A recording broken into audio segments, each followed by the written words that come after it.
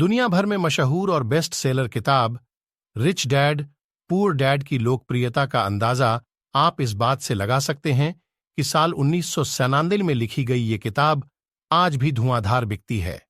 100 से ज्यादा देशों में 50 से अधिक भाषाओं में ये किताब छप चुकी है। अब तक 4 करोड़ ये ज्यादा इसकी प्रतियां बिक चुकी हैं। आइए जानते हैं इस किताब की 5 सीखने वाली बातें जिसने लाखों लोगों की जिंदगी बदली है। 1. चुनौतियों से दूर नहीं भागना चाहिए। कियोसाकी की जो पहली सीख है वो ये है कि चुनौतियों से दूर नहीं भागना चाहिए, बल्कि उन्हें एक अवसर के रूप में देखना और बदलना चाहिए। मिडिल क्लास फैमिली शुरू से ही अपने बच्चों को सिखाते हैं कि ये चीज हम अफोर्ड नहीं कर सकते हैं, वो चीज हम अफोर्ड नहीं कर सकते हैं। लिहाजा बच्चों को बचपन से ही लगता है कि ऐसी बहुत सी चीजें हैं जो उनकी पहुंच से दूर हैं। वहीं रिच फैमिली में बच्चों को सिखाया जाता है कि अगर उनको महंगी चीज चाहिए तो वो उसे कैसे अफोर्ड कर सकते हैं।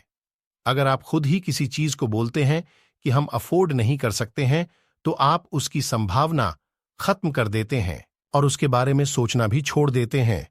वहीं जब आप ऐसा सोचते हैं कि मैं इसे कैसे अफोर्ड करूं, तो आपका दिमाग भी खुद को फोर्स करने लगता है, नए नए रास्ते खोजने लगता है। लिहाजा आप खुद के लिए वेल्थ भी क्रिएट कर पाते हैं। 2. कमाने से ज्यादा नेटवर्थ कितनी है? ये जरूरी कियोसाकी बताते हैं। उनके पिता भले ही पीएचडी थे, लेकिन मंथ एंड में उनके पास ज्यादा पैसे नहीं बचते थे। वहीं उनके दोस्त के पिता यानी रिच डैड हाई स्कूल तक पढ़े थे, लेकिन उनका सारा फोकस एसेट्स बनाने और एक्वायर करने पर होता था। उसकी वो सारी जानकारी रखते थे। जैसे मान लीजिए आप 1 लाख रुपए महीना कमाते हैं और 5,000 रुपए बचाते हैं। वहीं दूसरा 50,000 कमाता है, लेकिन आय का 20 से 30% बचाता है और एसेट्स बनाता है। लॉन्ग टर्म में 50,000 कमाने वाले के पास वेल्थ ज्यादा होगा। मतलब कमाने इतना ही जरूरी है, बचत और उस बचत से वेल्थ क्रिएट करना। 3. रिस्क लेना जरूरी है। तीसरी बात, ये किताब सिखाती है रिस्क लेना जरूरी है।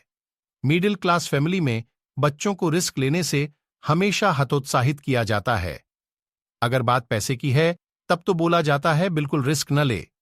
कियोसाकी कहते हैं अगर आपको अमीर बनना है तो रिस्क लेना सीख लेना चाहिए। अगर आप वेल्थ क्रिएट करना चाहते हैं तो कैलकुलेटेड रिस्क लेना चाहिए। धीरे धीरे आप रिस्क मैनेजमेंट सीख जाते हैं। मिडिल क्लास नुकसान झेलने की क्षमता कम होती है, जबकि अमीर लोग घाटा भी झेल लेते हैं। अमीर लोग रिस्क लेकर गलतियां करते हैं और सीखते हैं, फिर उन गलतियों को दोहराते नहीं है। 4. पर्सनल फाइनेंस में खुद को एजुकेट करना चाहिए। कियोसाकी लिखते हैं हमें पर्सनल फाइनेंस के बारे में कम से कम 4 बेसिक बातें पता होनी चाहिए। 1. बेसिक अकाउंटिंग, हम कंपनी के फाइनेंशियल स्टेटमेंट को पढ़ सके, समझ सकें।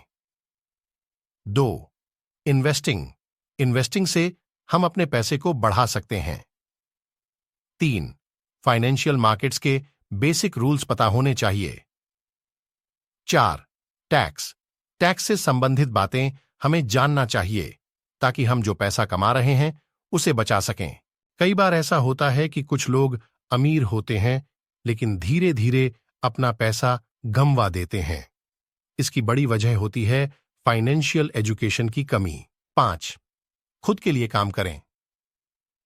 कियोसाकी कहते हैं कि आप पूरा जीवन दूसरे के लिए काम करके यानी नौकरी करके वेल्थ क्रिएट नहीं कर सकते। एक कर्मचारी अपनी 1 महीने की मेहनत 1 महीने की सैलरी के लिए खर्च करता है। वहीं एम्प्लॉयर कर्मचारी को जितनी सैलरी देता है उससे कई गुना निकालने पर फोकस रखता है। लिहाजा नौकरी में आदमी जो कमाता है वो उसकी असल वैल्यू से हमेशा कम होती है। जब आप अपना खुद का बिजनेस करते हैं या खुद के लिए काम करते हैं तो आपकी आय में दूसरे किसी का हिस्सा नहीं होता है। आय पर कोई सीलिंग नहीं होती। आप जितना कमाएंगे उतना ज्यादा सेव कर पाएंगे, जितना सेव करेंगे उतना ज्यादा एसेट्स एक्वायर कर पाएंगे और उतना ही ज्यादा वेल्थ क्रिएट कर पाएंगे।